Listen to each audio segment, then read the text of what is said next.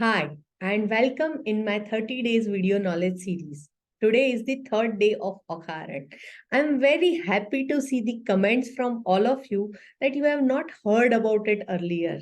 So, my motto of bringing something new, bringing something interesting, and which can create a difference will be fulfilled from this. तो जब मैंने आज आप लोगों की कमेंट सुनी कि पढ़ी कि आप में से बहुत लोगों को इसके बारे में नहीं पता, तो मुझे बहुत खुशी हुई कि मैं आपके पास जो कुछ नया लाना चाहती थी, कुछ नॉलेज बढ़ाना चाहती थी, वो मैं कर पाई। और बहुत इंटरेस्टिंग स्टोरी है, बहुत सारी सच्चाइयां भी इसमें है और बहुत कुछ सीखने को भी मिलता है। तो पहले दिन हमने बात किया था कि बाणासुर कौन है, गणपति का जन्म कैसे हुआ, ओखा कौन थी। कल हमने पूरा बात किया था कि जब गणपति के जी का सिरच्छेदन हुआ और ओखा छुप गई थी, उसके बाद उनके साथ क्या हुआ। और कल जब हमने ये कहा था कि हम आगे बात करेंगे, तो हमारा बात ये हुआ था कि ओखा जी को गौरी माता ने, मतलब पार्वती जी ने ये वचन दिया था कि उनकी 3 बार शादी होगी, लेकिन पति एक होगा। तो आइए देखते हैं वो कैसे होगा। वैसे आज के जमाने में तो लोग बोलते हैं कि हाँ, उतना तो हो ही जाता है। पहली बार जब हम मिलते हैं और रिंग एक्सचेंज करते हैं, तब भी शादी के जैसा ही माहौल करते हैं। दूसरी बार जब सिविल मैरिज करते हैं, तब भी शादी ही होती है। और तीसरी बार विधि विधान से शादी होती है, उसे भी शादी कहते हैं। लेकिन ओखा जी की शादी थोड़ी सी डिफरेंट थी। आइए देखते हैं क्या होता है। ओखा जी जब वरदान लेकर वापस आती है, तो उन्हें एक पर्टिकुलर दिन कहा गया होता है कि उस दिन उसकी पहली बार शादी होगी। अब ओखा जी तो उस दिन पूरा अपना जो महल होता है वो अंदर से सजाती है, साज श्रृंगार करती है और इंतजार करती है कि अभी आएंगे मेरे पति जो होने वाले हैं, वो अभी आएंगे और अभी मेरी शादी होगी। लेकिन बहुत टाइम चला जाता है, लेकिन कोई आता नहीं है। तो वो रोने लगती है और वो इतना जोर जोर से रोती है, इतना जोर जोर से रोती है कि उनकी जो रोने की आवाज है वो कैलाश तक जाती है। कैलाश तक जाती है तो शिव जी पूछ रहे हैं पार्वती माता को कि ये कौन रो रहा है।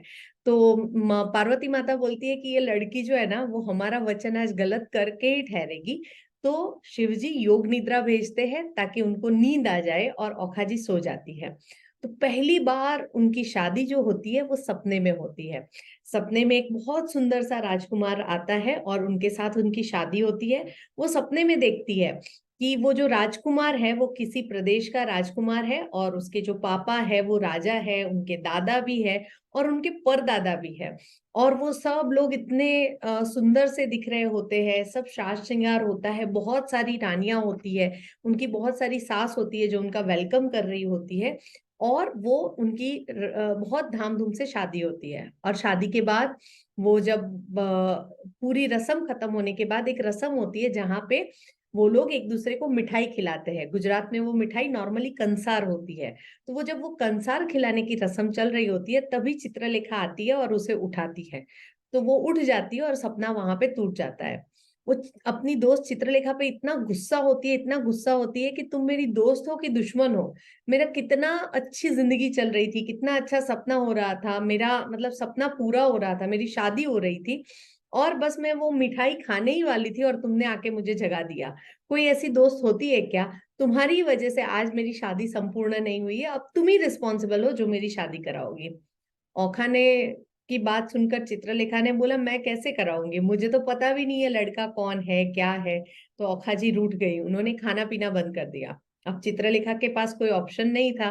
तो उन्होंने क्या किया, वो बहुत अच्छी चित्रकार थी और वो 3 लोग की जानकार भी थी। तो उन्होंने क्या किया, उन्होंने सबसे पहले, क्योंकि राजा महाराजा है, तो उन्होंने सबसे पहले सारे देवताओं के पूरे परिवार के चित्र बनाए। अब चित्रलेखा ने जो चित्र बनाए, ओखा जी उनको देखती गई और देखते देखते बोलती गई, ये तो नहीं है, ये तो वो नहीं है, ये तो वो नहीं है।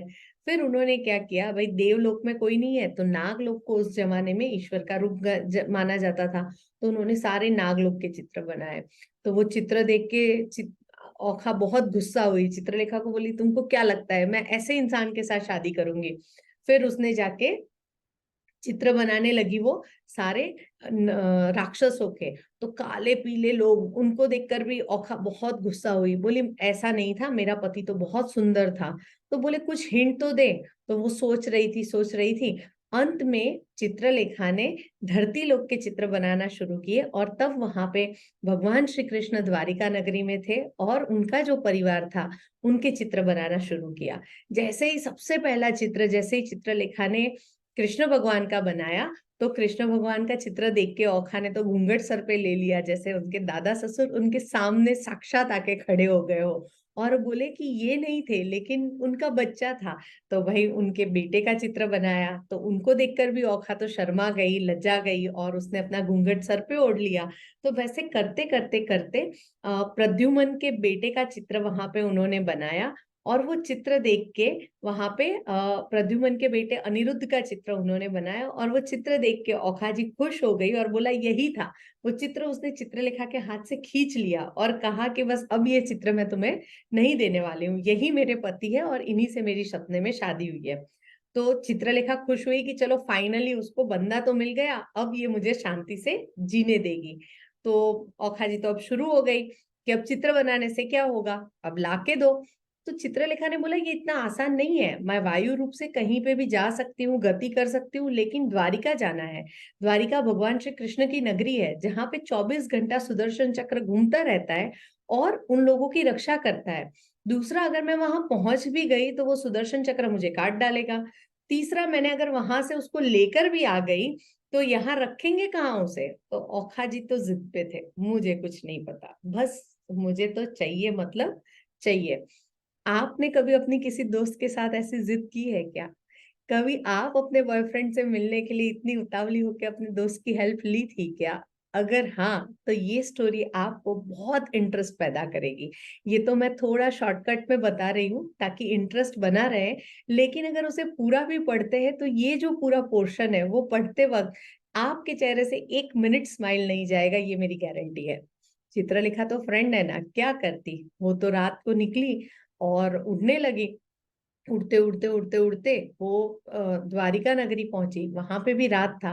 तो उसने सबसे पहले दूर से चेक किया कि सब लोग सो गए हैं और वो द्वारिका नगरी के बाहर चक्कर काट रही थी, क्योंकि अंदर जाती तो सुदर्शन चक्र कहीं से उसको पकड़ लेता, क्योंकि वो तो घूमता रहता है। उसे वहां बैठा हुआ देख के हमारे जो स्वर्ग के सबसे बड़े गॉसिप मैन है नारद जी, वो वहां पे आए। अब नारद जी को किसी बात से कृष्ण भगवान से नाराजगी थी, तो उन्होंने तो चित्रलेखा के मन की बात पढ़ ली थी। तो उन्होंने बोला कैसा मजा आएगा अगर इनका पोता परपोता गुम हो गया, तो कृष्ण भगवान क्या कर लेंगे, देखते हैं चलो। तो नारद जी चित्रलेखा के पास गए, उसको पूछा क्या चाहिए, क्यों घूम रही हो। चित्रलेखा ने सारी बात उन्हें बताई। तो नारद जी ने बोला मैं तुम्हारी हेल्प कर सकता हूँ। चित्रलेखा ने बोला चलो बहुत बढ़िया है। तो उसने पूछा नहीं क्या करोगे, क्यों करोगे। तो नारद जी ने बोला कि कैसे हेल्प करोगे, ये पूछा। तो नारद जी ने बोला मैं एक काम करता हूँ, मैं सुदर्शन चक्र को बातों में लगाता हूँ तो वो एक जगह पे अटक जाएगा, उतने में तुम जाओ, जाके अनिरुद्ध को ढूंढो और अनिरुद्ध को उठा के ले जाओ। अब आइडिया तो सही था। तो नारद जी गए, उन्होंने सुदर्शन चक्र को बातों में लगाया, चित्रलेखा यहाँ गई। अब द्वारिका इतनी बड़ी नगरी, भगवान श्री कृष्ण, उनकी 16,000 पटरानियां, तो उनके रूम, 16,000 पटरानियों के बच्चे, तो उनके रूम, उनके बच्चों के रूम और उनके बच्चों के बच्चों के रूम, ये सारे रूम ढूंढते ढूंढते ढूंढते फाइनली चित्रलेखा अनिरुद्ध के रूम तक पहुंचे। अनिरुद्ध मस्त अपने बेड पे आराम से सोए हुए थे। सोते हुए भी वो इतने सुंदर लग रहे थे कि चित्रलेखा अपनी नजरें उनसे उनसे हटा नहीं पाई। लेकिन तुरंत उनको औखा सुनाई दी, क्योंकि औखा ने उनको निकलते हुए बोला था कि मेरा पति इतना सुंदर है कि तुम्हारी मन ललचा जाएगा, तो दोस्त बन के रहना, सौतन बन के मत आना। होता है ना, फ्रेंड से भी कभी कभी हमें जेलसी फील होती है। तो चित्रलेखा ने सोचा अभी इसको उठाऊंगी तो बोले वो शोर मचाएगा, जैसे ही शोर मचाएगा तो पूरी नगरी आ जाएगी, मैं क्या करूंगी। तो चित्रलेखा को सबसे सेफ ये लगा कि उनको उसी बिस्तर के साथ, उनकी उसी बेड के साथ वो उठा के लेकर चले जाए। सालों से औखाहरण के इतने वर्जन आए, इतनी किताबें आई, लेकिन वो जो एक सीन है वही सीन उसके कवर पेज पे हमेशा आया है। मैं आज आपको वो कवर पेज भी दिखाना चाहूंगी, ये देखिए। वो इतना रियल लगता है, इतना सुंदर लगता है कि चित्रलेखा अपने मतलब अपने हाथों में उठा के पूरे बिस्तर के साथ अनिरुद्ध को लेकर जा रही है। और वो अनिरुद्ध को लेकर सबको योग निद्रा में डाला। यहाँ पे भी नारद जी ने हेल्प किया, बाणासुर के जितने भी गार्ड्स थे उनको योग निद्रा में डाला और अनिरुद्ध को उन लोगों ने कैसे भी करके महल के अंदर पहुंचा दिया। अब महल के अंदर तीन ही लोग थे। अनिरुद्ध आए तो सो रहे थे, वो आराम से सो रहे थे और औखा उनके पास बैठी हुई थी और उन्हें निहार रही थी। जब अनिरुद्ध उठे तो अनिरुद्ध का भी यही था, ये मैं कहाँ आ गया, मैं किसके साथ हूँ और आप दोनों कौन हो। तो औखा जी ने उनको सब कुछ बताया और बोला कि मैं आपसे शादी करना चाहती हूँ, अगर शादी नहीं होगी तो मैं मर जाऊंगी। तो अनिरुद्ध ने बोला, मैं ऐसे कैसे शादी कर सकता हूँ, मेरे घर वालों को नहीं पता, वो लोग दैव कुल के लोग हैं, तुम लोग दैत्य कुल के लोग हैं, कैसे हो सकता है। तो औखा ने उनको कन्विंस किया कि क्या कुल वुल की बात करते हो और क्या बहुत बड़ाइयां हाँकते हो।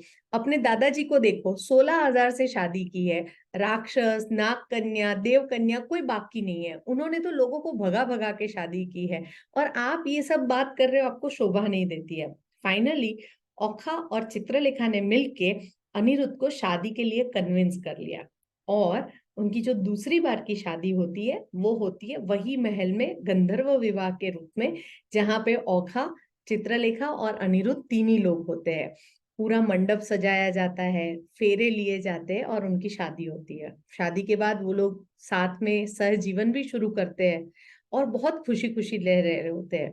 नई नई शादी, औखा जी को मजा आ रहा है, अनिरुद्ध को मजा आ रहा है, दोनों ठेके ले रहे हैं, दोनों मस्तियां कर रहे हैं, एक दूसरे को चिढ़ाते भी है, लड़ते झगड़ते भी है और ऐसे करते करते दिन पसार हो रहे हैं। लेकिन इसमें एक प्रॉब्लम थी, खाना तो रोज आता था लिमिटेड 2 लोगों का और रहते थे वहां 2 लोग। अब वहां पे 2 की जगह 3 हो गए और 2 लड़कियों के खाने की क्वांटिटी और लड़के के खाने की क्वांटिटी में फर्क है। तो उन्होंने थोड़ा ज्यादा खाना मंगाने की भी बात की, लेकिन फिर भी 3 लोगों के लिए सफिशिएंट नहीं था। तो फाइनली चित्रलेखा डिसाइड करती है, दूसरा वो 2 अपने में व्यस्त हो गए थे, तो चित्रलेखा डिसाइड करती है कि मैं थोड़ा विचरती रहूंगी, थोड़े दिन मैं पापा के वहां होके आ जाती हूँ, तब तक तुम मैनेज करो।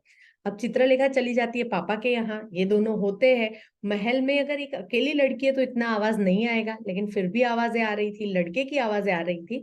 तो फाइनली बाणासुर के जो सैन्य था, उसके जो गार्ड्स थे, उनको शक हो जाता है और वो लोग जाके बाणासुर के राज्य में बताते हैं कि हमें कुछ गड़बड़ लग रही है। और बाणासुर वहां पे आते हैं तो औखा सबसे पहले तो उनको टालने की कोशिश करती है, कोई नहीं है, अंदर नहीं आने देती है, बाहर से ही जैसे एज यूजुअल उसके पापा देख के जाते हैं वो देख के जाते हैं। लेकिन धीरे धीरे शक हो जाता है। यहाँ पे भी अनिरुद्ध गायब होते हैं, तो कृष्ण भगवान का परिवार भी उन्हें ढूंढ रहा होता है और फाइनली नारद जी वहां आके बताते हैं कि अरे तुम्हें पता नहीं है, तुम्हारा बेटा तो बाणासुर की नगरी में है, उसे एक लड़की उठाकर ले गई और तुम तो सो रहे थे। तो ये जो सारी चीजें होती है, घटनाएं, तो वहां से भी प्रद्युम्न मतलब अनिरुद्ध के पापा यहाँ पे युद्ध लड़ने के लिए आते हैं बाणासुर की नगरी में। बाणासुर भी अनिरुद्ध को मारने के लिए आते हैं और वो जब अनिरुद्ध को बाहर निकलने की बात करते हैं, वहीं प्रद्युम्न का सैन्य आ जाता है और उन लोगों के बीच में बहुत घमासान युद्ध हो रहा होता है। जब वो युद्ध हो रहा होता है तो वो जिस पिक पे होता है, तो कहीं कृष्ण भगवान को खुद को आने की जरूरत होती है और बाणासुर तो डिसाइड करके बैठा है कि शादी तो नहीं होने दूंगा, शादी करवाऊंगा ही नहीं और मैं तुम लोगों को हरा के रहूंगा। लेकिन जब भगवान श्री कृष्ण खुद आते हैं और उनकी तलवार से, उनके सुदर्शन चक्र से जब उसके 1000 हाथ कट जाते हैं, तब बाणासुर स्वीकार कर लेता है कि यही मेरी हार है और इसी से शादी होने वाली है। और वो फिर अपनी हार स्वीकार करके अपनी बेटी का ब्याह करवाने को रेडी हो जाता है। भगवान श्री कृष्ण तो हमेशा से गोपियों के स्वीकार के लिए जाने जाते हैं, तो वो अपने पोते बच्चे सबको वही सीख देते हैं। और औखा और अनिरुद्ध का तीसरी बार विवाह होता है सबके सामने, सबके बीच में। और औखा बाई अपनी अपनी जो श्राप होती है उससे मुक्त होकर दैव कुल में वापस से चली जाती है। बाणासुर भी सारे देवों को मुक्त करके पाताल का जो राज्य है वो करता है। और जब ये पूरा माहौल चल रहा होता है तो वो वचन में अपने कुल का आगे बढ़ाने के लिए बेटा भी मांग लेता है और उसकी वो विश भी ग्रांट हो जाती है। और ऐसे ही ये औखा हरण का सुखद अंत होता है। तो ये थी औखा की स्टोरी, औखा की कहानी, जो भगवान शिव और पार्वती की ओरिजिनली पुत्री थी और श्राप की वजह से बाणासुर के घर में आई थी। और बाणासुर के घर से वो प्रद्युम्न के बेटे अनिरुद्ध के साथ विवाह करके भगवान श्री कृष्ण के परिवार में गई थी, यदुवंश की बहू बनी थी। आशा रखती हूँ कि आपको मेरी ये 3 दिन की औखाहरण की सीरीज बहुत अच्छी लगी होगी, आपने एंजॉय भी किया होगा। आपके इसको लेकर क्या व्यूज है जरूर बताइएगा। कल फिर से मिलेंगे एक नए टॉपिक के साथ। और अब कुछ ही दिन बचे हैं, तो अगर आपके मन में कोई भी टॉपिक, कोई भी विश आ रही हो, तो प्लीज प्लीज प्लीज कमेंट में लिख के जरूर बताइएगा। आप मुझे पर्सनली भी रीच आउट कर सकते हो, और उसके बाद शायद कुछ नया लेकर मिलेंगे। लेकिन अब तक के लिए बस ये कुछ दिन है, उसका सबसे ज्यादा फायदा उठाइए। अगर आप अभी तक आपने मेरा चैनल सब्सक्राइब नहीं किया है तो सब्सक्राइब जरूर कीजिएगा। वीडियो पसंद आए तो लाइक जरूर कीजिएगा। आपकी भी अगर कोई सहेली है जिसको भाग के शादी करवाने अपने आपने हेल्प की है, तो प्लीज प्लीज प्लीज उसके साथ ये वीडियो जरूर शेयर कीजिएगा और अपने वो अच्छे दिनों को याद कीजिएगा। सो कल फिर मिलेंगे, तब तक के लिए thank you, good night, sweet dreams.